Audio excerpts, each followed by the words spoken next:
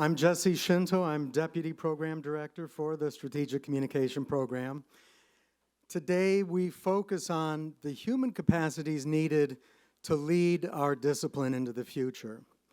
And our question today is, are we leading the technology, or is the technology leading us?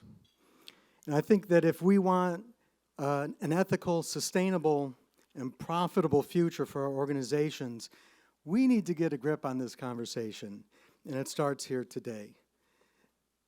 Now, I read somewhere that good communicators learn from great communicators, and we have some really excellent speakers on our agenda today. But we also have assembled in this room many great communicators, people who have committed themselves to communication as the solution for human problems. And so if you look to your left and look to your right, you will see people that you can learn from. And that's what this day is all about. So I hope you enjoy the day. I hope you have many delightful conversations. And at this point, I'm going to bring up our program director and Dean Emerita of the Faculty of the School of Professional Studies, Dr. Christine Billmeyer.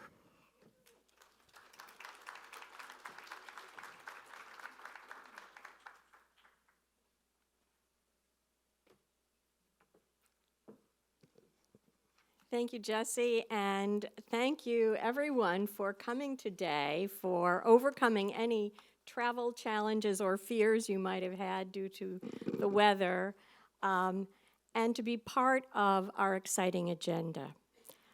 For those of you who are new, welcome for the first time, and for those of you who are returning, since this is our second annual Winter Symposium, welcome back. So, yes, as Jesse said, we are here to talk about how we are going to shape the future of strategic communication. And indeed, we live in a world beleaguered by disruptive forces and wicked problems. A new war in the Middle East and the continuing war in Ukraine, grave escalation of the climate crisis, and further degradation of our environment. The systemic isms, racism, sexism, anti-Semitism, which have given rise to an explosion of social media, hate speech, mis- and disinformation, civil unrest, and even criminal acts. We see the expansion of authoritarian regimes and illiberal democracies and their systemic attenuation of human rights. And on top of all of this, 2023 brought the blossoming of generative AI, challenging our profession and our human capacities, to quote Jesse, to harness its power and lessen its peril. So this is our challenge. As students, scholars, and practitioners of strategic communication, we must ask ourselves, how will we bring to each opportunity, challenge, and decision an ethical mindset? How will we amplify the impact of strategic communication on actions and outcomes? And finally, how will we not only shape the future of strategic communication, but also shape the future through strategic communication in service of a just, sustainable, and compassionate global society? So today we are privileged to contemplate these questions with renowned leaders in our discipline and practice, our faculty and our students, each of whom will invite us to explore our purpose in this ever-changing world. So my deep thanks to all of you for your contributions. This is truly going to be an exciting day. I can see, looking out over the rows of all of you, students, faculty, our leaders, and especially I want to express my thanks to the Strategic Communication Program team. Jesse Shinto for his genius, for themes and people. Charlene Padilla Iqbal and Ed Yanish for creatives and logistics making this happen. And the SPS events and communication teams as well. Unfortunately, our Dean, Troy Eggers, is not able to be with us this morning to give us his remarks, but he did send some of them, his points to us, and Jesse has referred to some of them, and will. And so now I'm going to turn the floor back to Jesse. Thank you so much. Melissa Fleming leads the United Nations Department of Global Communications, whose mission is to inform global audiences of the state of the world and engage them in the organization's work. Under her leadership, the department makes far-reaching efforts to address misinformation, disinformation, and hate speech. They're developing a code of conduct for information integrity on digital platforms. Prior to this, Melissa served 10 years as head of global communications for the UN Refugee Agency, and she was the spokesperson for the International Atomic Energy Agency. Melissa's a TED speaker and the author of the book, Hope More Powerful Than the Sea. We first heard Melissa speak a couple years ago. She was part of our Global Perspective series. I was struck by what she had to say, and we wanted to share her wisdom with you here today. Melissa's topic is a vision for strategic communication in the post-truth era. She'll speak for about 30 minutes, and then we'll have some time for Q&A. Please welcome Melissa Fleming. Thanks so much, Jesse and Christine, and for those really nice words and amazing introduction into this day. It's really such a pleasure to be here with a group of practitioners and scholars as you introduce people here in strategic communications. We don't often get the chance to meet with people who are trying to go into this profession, who are in this profession. And I think what you said, using strategic communications for a better world. And that's what we do at the UN, and that's what we hope to do. So I'm going to give you a slice of kind of my world and our perspective at the UN. And this is, you do not need to read this, but this is on our website. If you want to look at what my department does, it's the Department for Global Communications. Jesse said a few words about it, but you know, we work in multiple countries around the world in multiple languages, and we try to inform people about the state of the world, but the UN is trying. Its goal is to make a positive difference in people's lives. Its goal is to make a positive difference for the planet. And to do so, we need to bring people along. We don't want to be this institution that sits with lots of security and walls around it and makes decisions and imposes them. That doesn't work. And so what's fantastic about the leadership of our organization, the Secretary General, Antonio Guterres, who I have the privilege to work for, is that he believes that strategic communications need to go hand in hand with every step of the way in how we operate. So this is basically our philosophy. It is our duty to highlight what is wrong with the world, but we also have the opportunity to point out what is right, what is possible, and also how the United Nations can make a difference. And this is maybe adding to that is how can we bring people along? And so let me take you through this. We have developed a strategy. When I arrived at the UN 4 years ago from UNHCR, I realized that the UN Department of Global Communications didn't have a communication strategy. It had strategies around issues, and it was running effective campaigns, but didn't really have this kind of all-encompassing, how do we do strategic communications when what we do is communicate for a cause.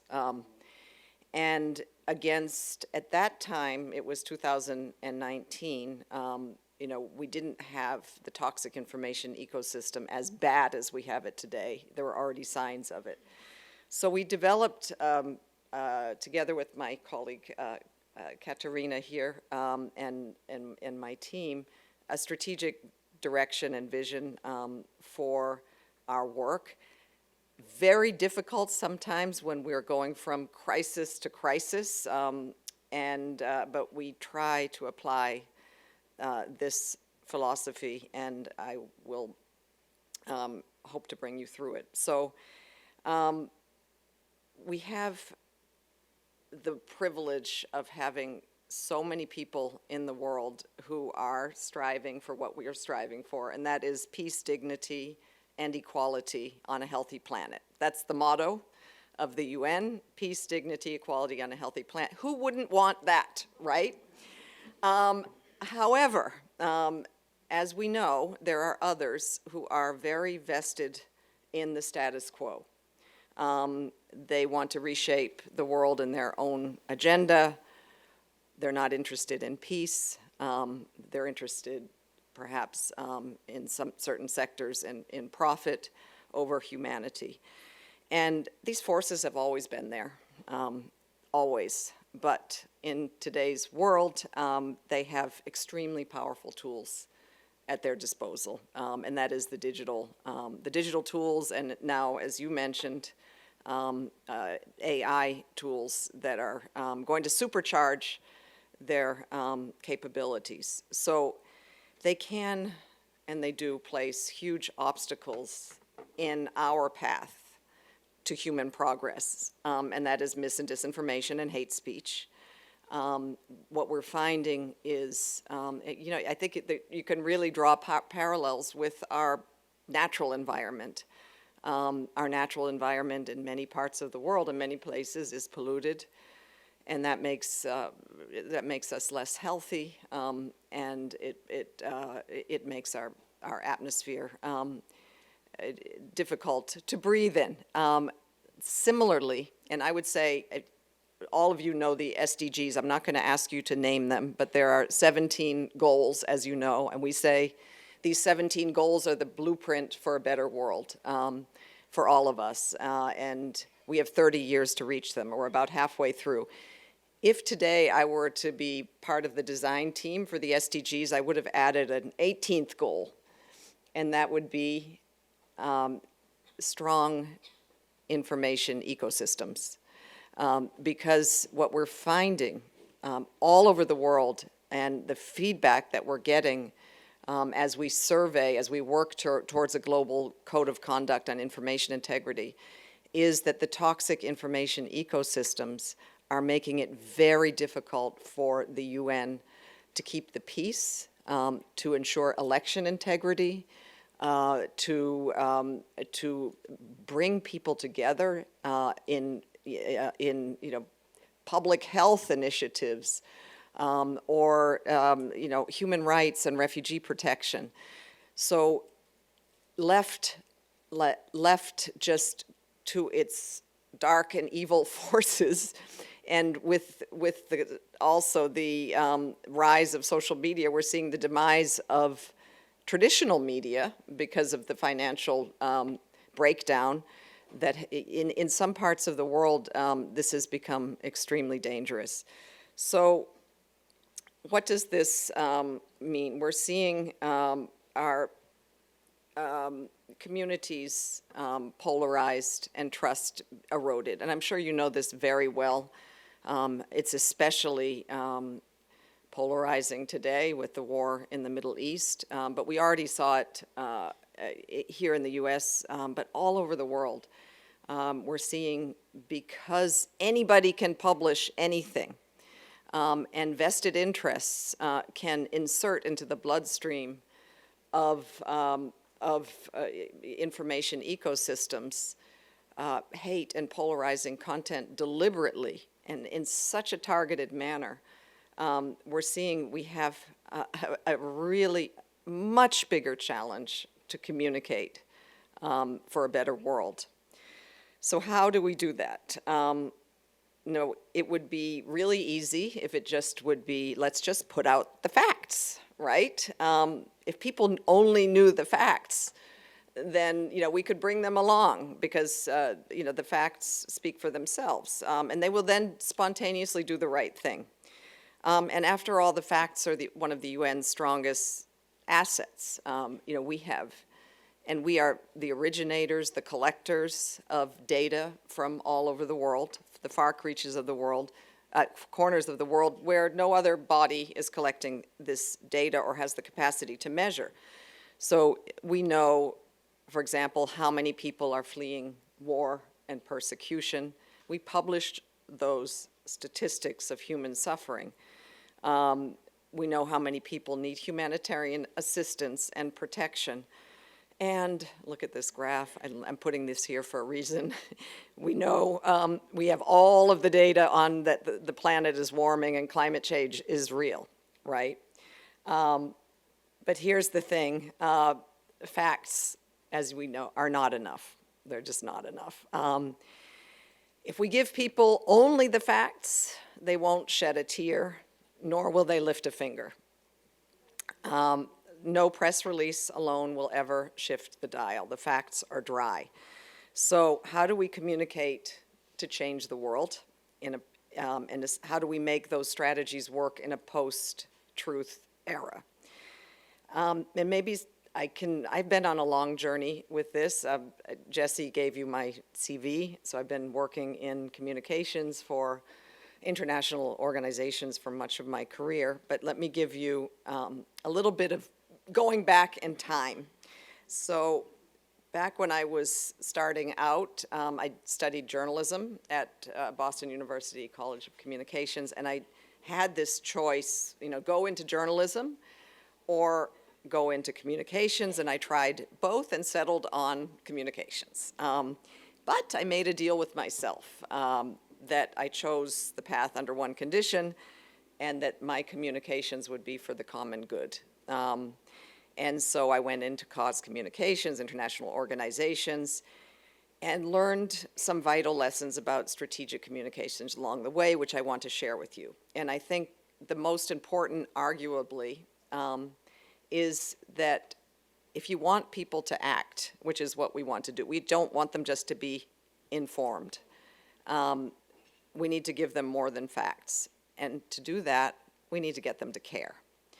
And so over the years, and finally I came up with a formula for communicating what I call the 3 W's, stole that from journalism and applied it to communications. And that is what, why, care, what now. And the what are the facts. It is the data that I put on that screen, the information that we want people to know. But of course it is how we communicate those facts that is going to get people to care. And with my teams also, that why care part means, are you really thinking about who you need to reach? How do they receive information? And what kind of information is going to move them? What is the kind of information or the messengers that they'll be able to relate to? And then once you get them to care, you have to be there with the what now. Because if you're not, you'll just say, they'll say, that's terrible, that's too bad, that's awful, that's moving, that is whatever. But to complete the picture for us, we need to get people to say, what can I do? How can I come on board? So this is our formula. We're clear-eyed about how difficult this is because of the environment that I mentioned, the hate speech, the mis and disinformation, and the result being that many people are losing faith in institutions like ours, like the United Nations, like public health institutions, maybe even universities, sadly. And they're even growing suspicious of each other. Trust is becoming kind of a rare commodity. So how do we counter these hates and lies? And maybe just taking you back again a little bit in my career on a little bit of a journey. In 2003, I was working as the head of media and outreach at the International Atomic Energy Agency. So many of you were probably too young to remember what happened there, but you do know that there was a war in Iraq, of course, and we at the International Atomic Energy Agency were saying, we had inspectors in Iraq, and we were saying there's no sign of weapons of mass destruction, of a nuclear weapons revival in Iraq. I was the spokesperson then and had to go on TV and say, we are not, the facts, we are not seeing any sign of a revival of a nuclear weapons program in Iraq. But the US administration and others were saying the contrary. And it was really difficult. At that time, they were doing what we were doing, working with journalists, because that was the only way to reach people was through the news media. It became, the center of the biggest story in the world, and yet the press got it all wrong. And our truth, our facts, came too late.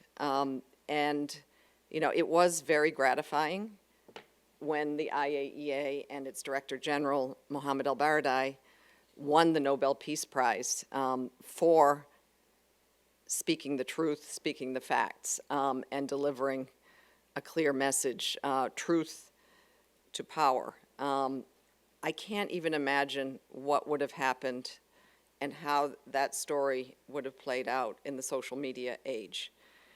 At that time, believe we had tremendous influence in the traditional ways that we still need to work on. Giving interviews to journalists, background briefings, drinks, and really, trying to do public speaking, et cetera. There were conspiracy theories then too, distorted information, tabloid press, but setting the record straight, even if it came later, seemed much more easy to manage. Just jump on the background call with the right journalist, send a letter to the editor, deliver a well-timed speech.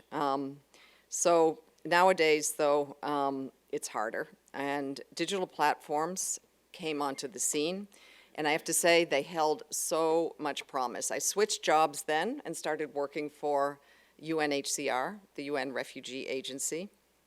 I was head of communications then. When in 2015, I'll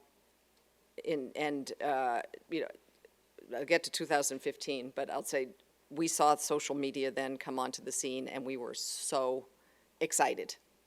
We were like, oh, we don't have to just go through the journalists anymore. In fact, some of them said, let's forget the journalists altogether. We can communicate with people directly, and we can tell them whatever we want, but we will, of course, because we have principles, we will give them the facts, and we can even engage them and motivate them and have all kinds of different content. So we developed, massive followings on social media, and this is us today, more than 60 million followers across UN platforms. And to some extent, our optimism was justified.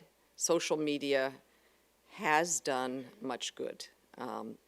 It has connected the isolated. This is an image of people forced to flee, being able to connect with their loved ones and navigate and get tips, along the journey, keeping people safe, reuniting displaced people, also helping grassroots movements to organize, and giving voice to people who are oppressed, people who were voiceless before.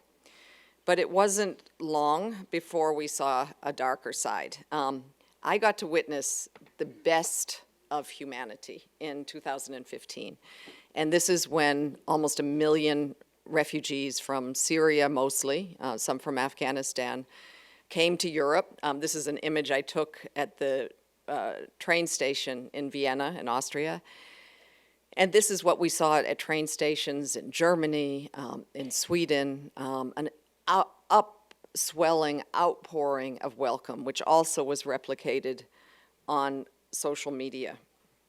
But then something started to happen, and disinformation actors saw an opportunity. to politicize and to spread sensational lies about the newcomers.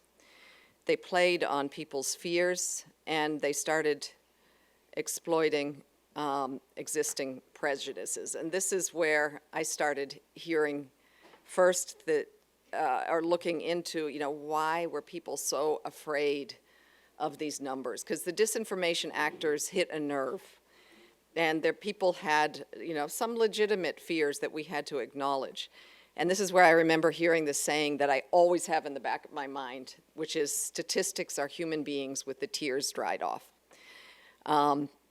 They don't move people. Even if you're trying to care about 1 million people who've been forced to flee, it's very, very hard to. Statistics are numbing. And there's even the social scientist Paul Slovic, who has studied the arithmetic of compassion, has concluded the more who die, the less we care. And this is something that we also have to consider when we're trying to get that second W, that why care, and that act. So these kinds of disinformation narratives had an effect. The welcome soured soon, and votes and policies became more hostile. Some even attribute Brexit to some of the images that were used, posters of big groups of men lined up at a border. It was actually the border to Hungary, but saying it was the border to the UK. And that if we can't have this, EU unity, or all of these refugees are going to come here. Politics became much more hostile. Fences went up, razor wires. And I knew then that we had to change the way we were communicating. We had to get away from the numbing numbers, and we had to realize what we were up against and try to help people relate to the vulnerable people who had risked their lives for everything. And so that's when I looked at some of the behavioral science, the social science, the more who die, the less we care. What Paul Slovic and others conclude always is tell the story of one, and you will open hearts. I mean, this is why we tune into Netflix and watch movies, because we look at stories of individuals, stories of people who overcome unbelievable obstacles. And I thought, oh my God, well, I hear those stories every day at UNHCR. And I was also very influenced by Nick Kristof.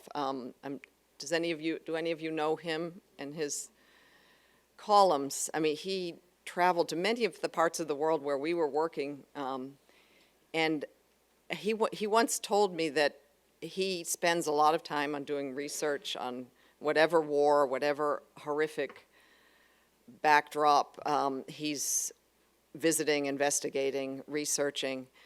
But what he spends more time on is finding that individual who is going to represent the bigger picture that he's trying to write his column on. And then he concluded that that individual, you can't be somebody who is being left mired in misery, but who has already overcome, who has already has that little bit of hope that people can latch onto, because that's another thing that people will not respond to, and that is if it seems hopeless. And nothing is entirely hopeless.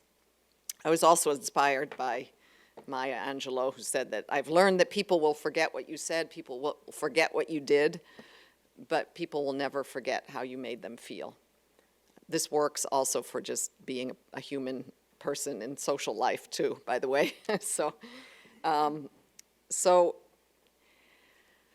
I thought, okay, we can continue as UNHCR to tell people how many millions of refugees are forced to flee and how much they need protection, but we need to start telling stories. So I did a big experiment, and I found a story that I thought I needed to put out into the world.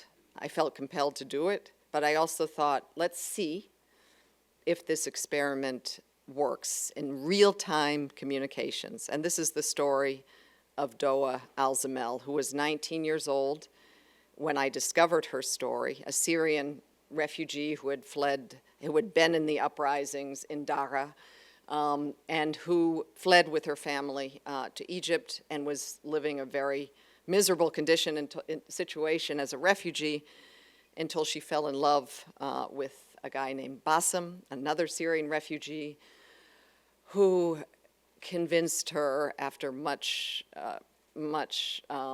convincing, Doa, we need to get out of here. Let's go to Europe. And he showed pictures on social media of some of his friends who had made it to Berlin, to Munich, to Amsterdam, to Sweden, and who were studying, who were working. And he said, this is our future, and we'll get married. I'll work, you can study.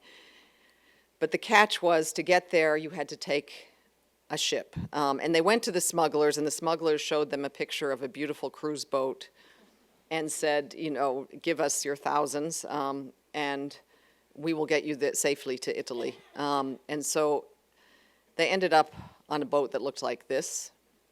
There were 500 fellow refugees crammed onto that boat, shoulder to shoulder, feet to feet, hardly any food. And after 4 days and 4 nights on the water, the passengers asked the captain, how many more days until we get to Italy? He said 17 more hours until we reached the shores of Italy, and everybody broke out in song, and the sun was rising. But then a menacing boat appeared on the horizon, and for reasons that no one will ever be able to explain, that boat started ramming the side of Doa and Bassem's boat. And Doa had never learned to swim, in fact, had a near drowning experience when she was a little kid, and that's why it was so hard to convince her to do this in the first place. But they all fell in the water, and of course the people below deck were all doomed. There were 100 children on the boat. And Doa, including these two, Sandra and Massa, who Doa met when they were boarding the ship. And soon, this is what Doa looked like. She found, and Bassem found for her, like a child's floating ring. And she was very petite, and she kind of laid on this ring. And after 2 days in the water, Bassem was treading water next to her and just said, Doa, I am so sorry I put you in this position. You are the love of my life. I never would have wanted to do this to you, but I can't go on. And she watched as the love of her life drowned before her eyes. And she would have gone with him at that point had not, and this is over the next 2 days, she'd been entrusted with 2 babies, not her own. One of them was little Malik, whose grandfather, who had lost 27 members of his family. In fact, he fled from Gaza at the time, said, please take this child. I will not survive. And so she had little Malik in pink pajamas, whimpering, hungry, thirsty. And after the 3rd day, she saw the parents of those 2 children, who I showed you in the life jackets. And the mother approached her and said, please take little Massa. And they drowned before her, and she had Massa. So 4 days and 4 nights. And in the end, there were only 11 other survivors around until she saw in the distance this merchant ship, and that's an actual picture of that ship. And that captain had heard that there had been a refugee shipwreck, and there was already a ship that had done a search and said to him, don't even bother, because there are only corpses in the water. And he sent out a lifeboat. The lifeboat searched for over 2 hours, started hearing this voice, Amma, Amma, oh God, oh God. And the winds were picking up, and it was travel, but they finally found Doa and the 2 babies. And they pulled them up on the ship. And a Greek helicopter took them to Crete. Unfortunately, the little Malik didn't survive, but Massa did. And this is a picture of Massa in the Greek pediatric hospital. All of Greece wanted to adopt her. And Doa survived too, and that's where I heard of her story. I read about it in the AFP piece in our morning clippings, how this miraculous survival story, it was all distorted. The facts were kind of wrong, but anyway, some amazing woman had managed to survive the shipwreck, 19 years old, and save this baby. And this is Doa when we finally managed to get her resettled to Sweden, and we got her family resettled. And I did a TED Talk in Thessaloniki, Greece, TEDx talk on this story. And I had a room full of, I don't know, hundreds of people in the auditorium. I could hear a pin drop. It was much longer than what I just told you. It was 20 minutes.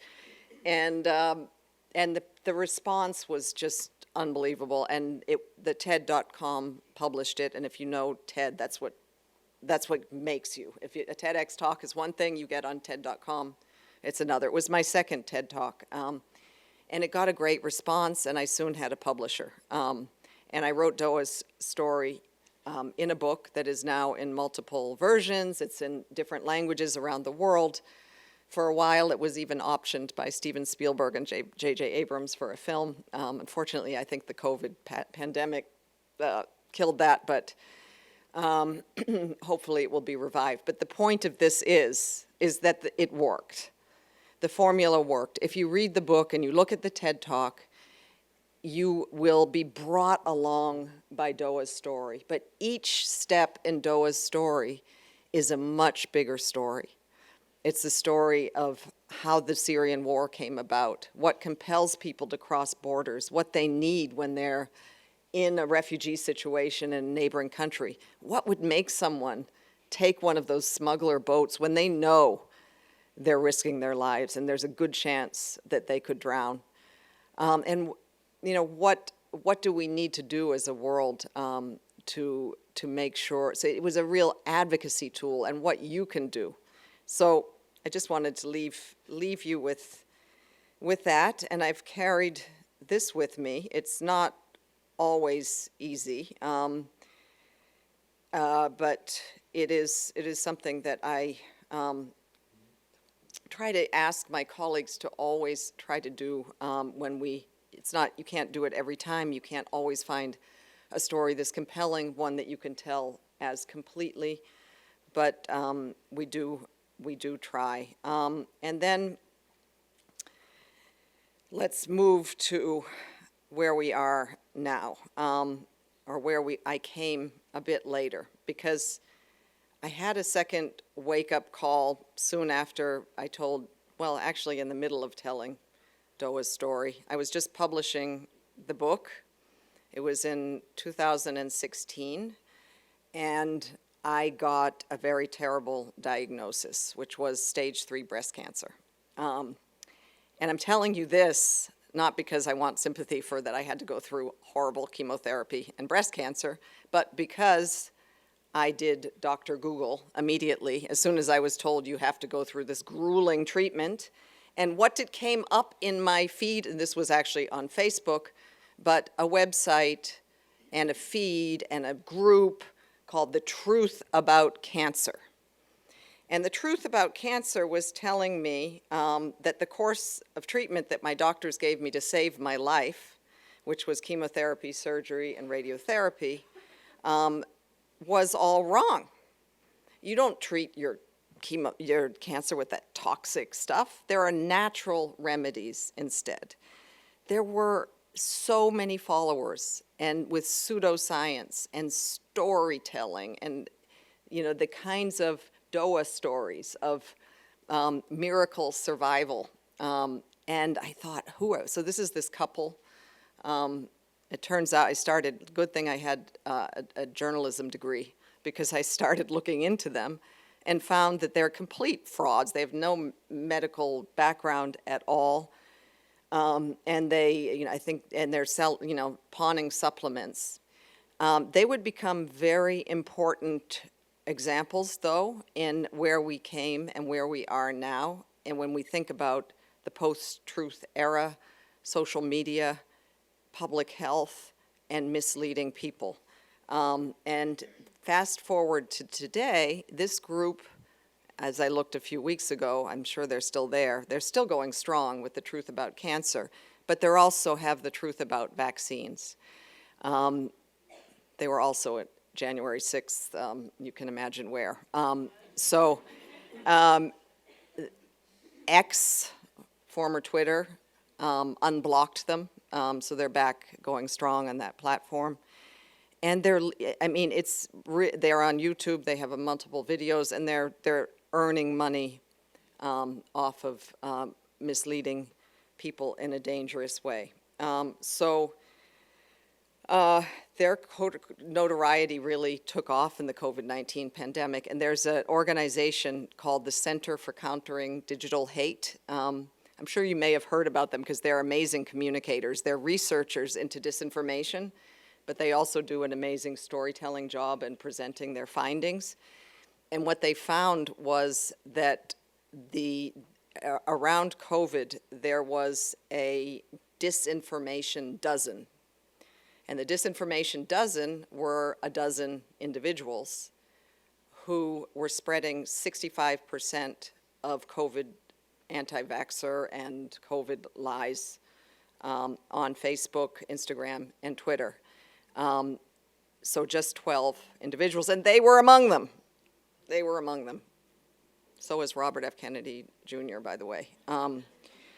So then I was in my current role that I'm in now, and one of my jobs during the pandemic was to amplify and to produce life-saving public health information and messaging.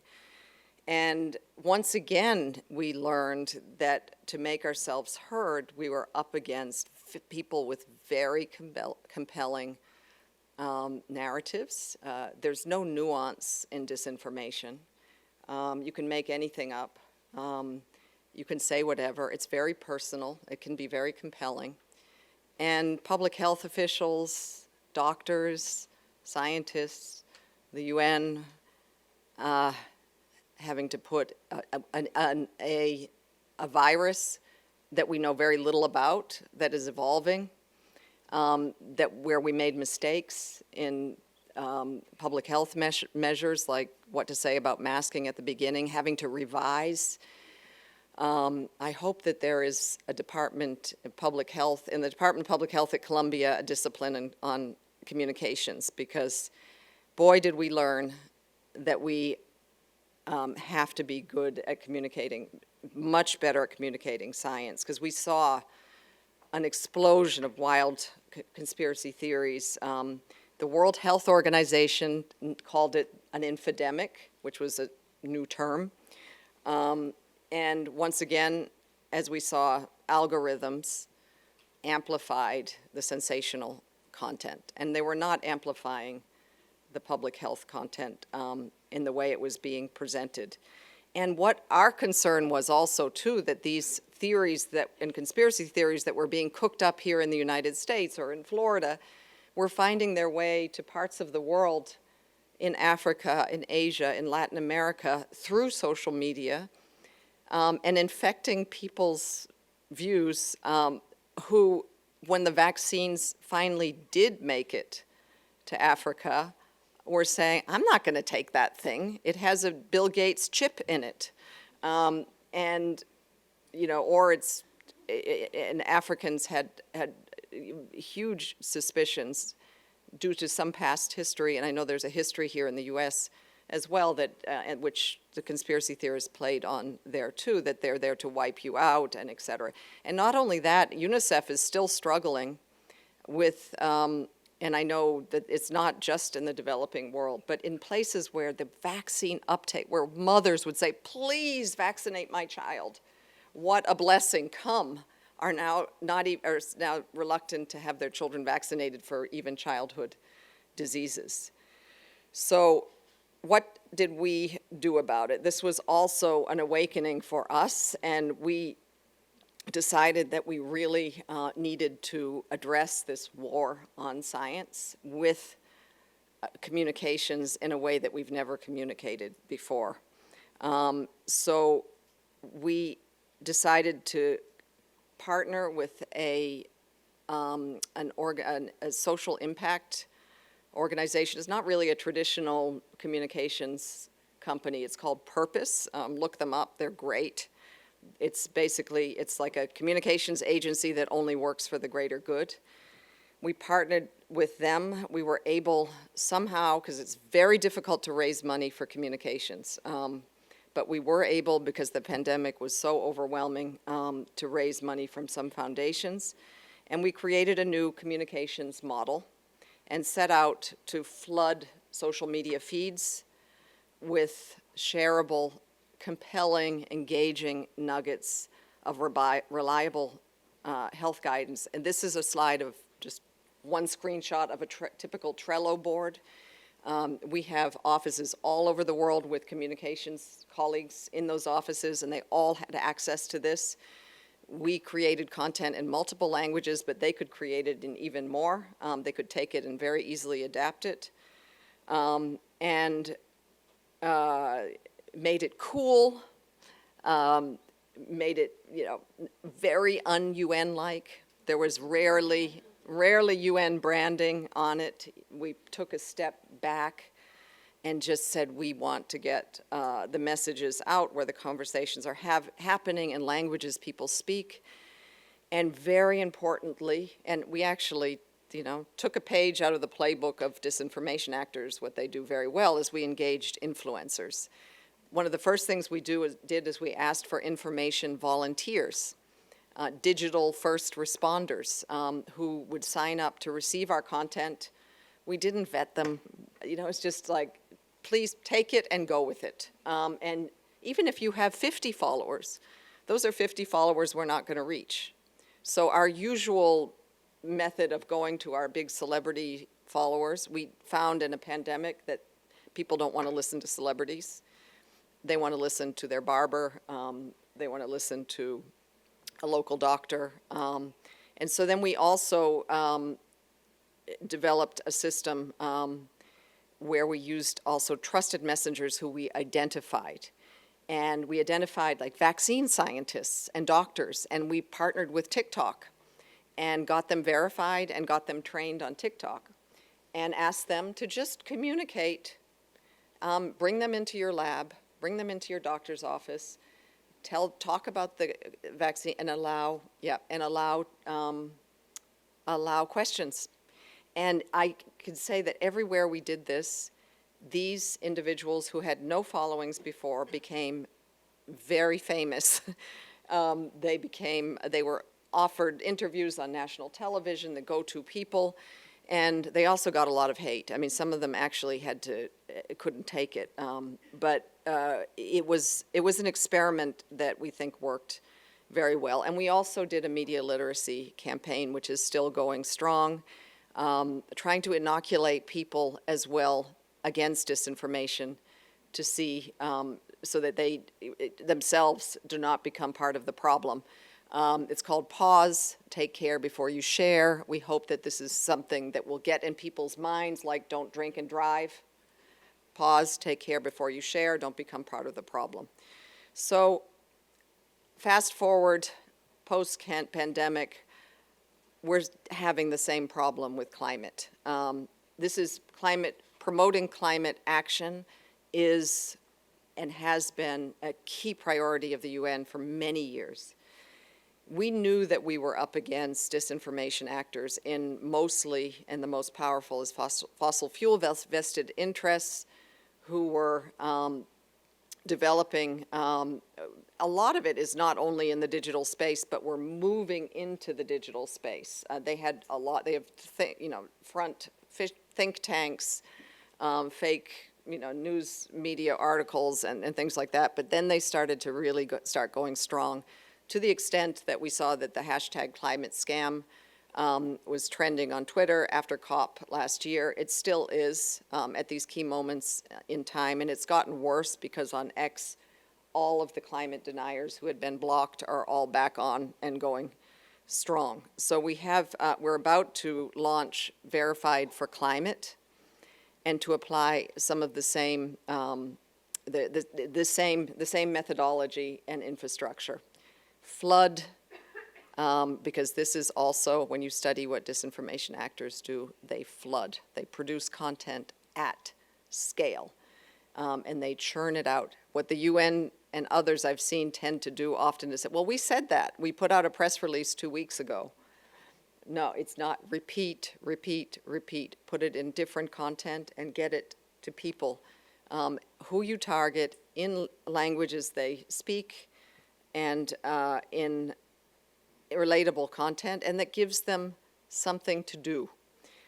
We also realized that we can't, we've been communicating about climate, some people for 30 years, and they just assume now that everybody knows what climate change is.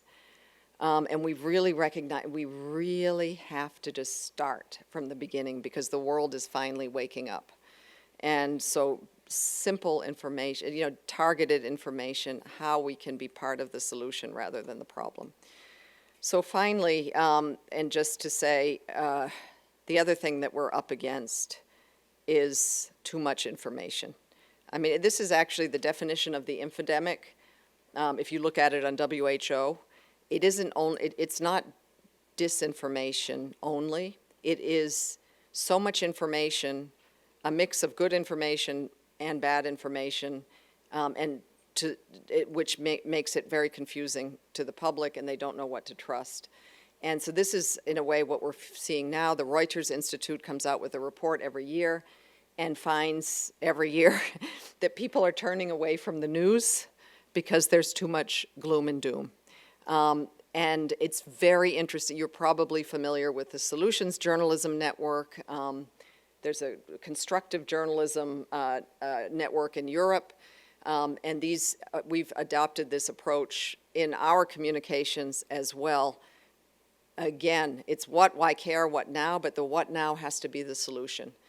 The solutions need to feel attainable, possible, and they need to be outlined. We need to show examples of them and to show that we can together reach these solutions. So I just wanted to give, I could speak for many more hours, but I really want to get your questions and just also maybe perhaps leave you with this. Maybe you're a bit inspired. Maybe you're at the point where I was at the fork in the road. Where do I go? Where do I work? Where do I apply my passion for communication, storytelling? So I think if we can all have that aspiration to do it, to choose a profession, to choose where to apply it, in that your strategic communications are going to be forces for good, forces for transformation, and to get people to care and to bring people along. So thank you so much for listening, and it's been great talking to you.